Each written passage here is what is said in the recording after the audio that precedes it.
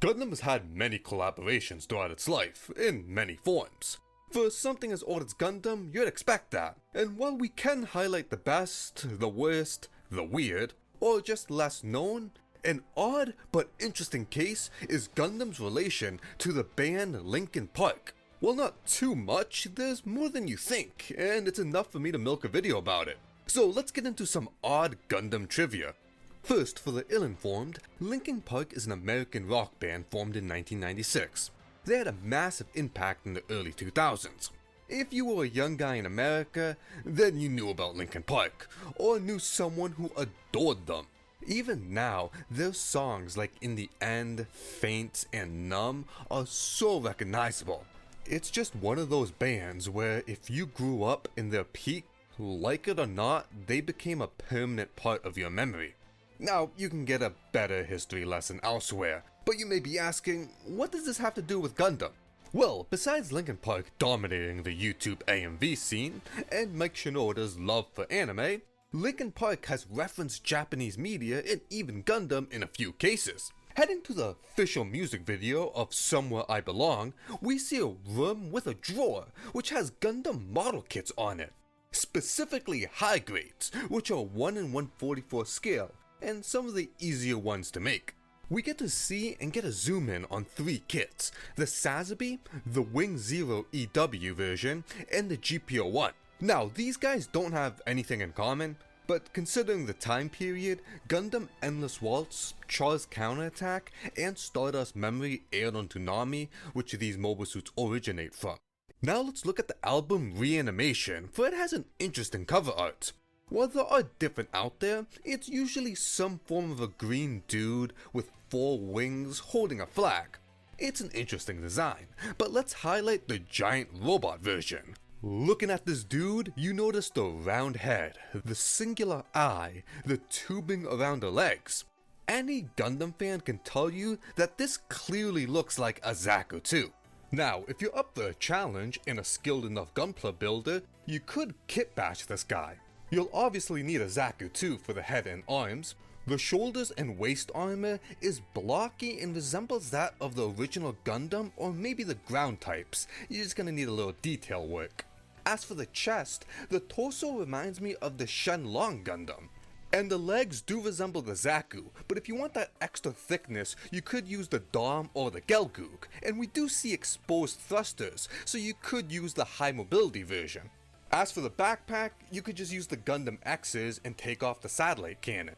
As for the gun, you're gonna have to get a little creative here. You could start off using the 90mm submachine gun, then go from there. And for the V-fin and flag, those seem really easy to make. Now, on the topic of toys, something that just caught me off guard is that there's a Funko Pop figure of this guy. I don't know why it surprised me so much, but we got a little chibi toy version of this dude. Cool. Looks a lot more like a Zaku when we can see its full body. So yeah, this is cool so far, but they're just references. They're nice, but anyone can do a reference. So let's go to something more official and look at the game Gundam Extreme Versus, a 2v2 arena fighter. While we get plenty of these types of games today, Gundam was in the game for a while, with its first installment coming out in 2010, and it still gets support to this day, with new installments, and it even led to a sequel. They're currently on Gundam Extreme Versus 2 Overboost.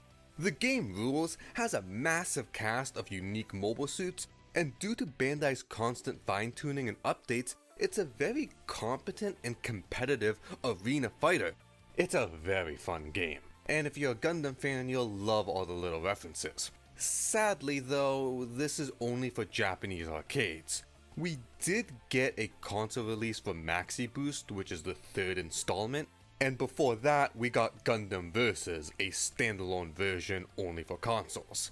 But anywho, back on track. The opening for Extreme Versus plays Catalyst by Linkin Park. Now, while Gundam has done many collaborations with many musicians, and is known for having an amazing soundtrack, it's just a neat little thing to say that Linkin Park has done music for Gundam before. That's it for games, but what is Gundam without its iconic toy line, Gunpla? So let's look at an odd anniversary. For Warner Music Japan's 40th anniversary and Gunpla's 30th, they released a limited edition of Linkin Park's 1000 Suns CD that came with an exclusive model kit. Introducing the high-grade Universal Century RX-78 GPO-1 FB Gundam refrences Full Burnin' Linkin Park Edition. Or you can just call them the GPO-1 FB, which is what everyone does.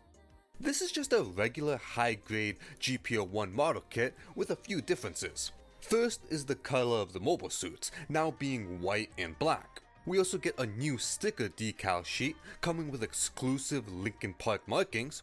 There's a new box art, with the cover being the members dressed in uniforms from Gundam, with the headshot of the GPO-1 in the background. Then finally, it comes with the CD of the album 1000 Suns. This is a really cool collaboration for Gundam. So, you may be asking, why the GPO-1? Why this guy for this collaboration? Well, the anime he appears in, Stardust Memory, was about to hit its 20-year anniversary, it could be that, or most likely Mike had some influence here. Remember, the GPO-1 did appear in the music video Somewhere I Belong, so maybe he just digs the suits. As a side note, I really appreciate that they chose the GPO-1 for this thing, just because, no shade to the Sazabi or the Wing, those are amazing, awesome suits. But both of them are just significantly more popular than GPO-1, so they just constantly get things. But it's nice to see here that this guy gets his time to shine. Anywho, so far we've covered music, art, games, and even toys. But let's head to anime, for we have a quick cameo.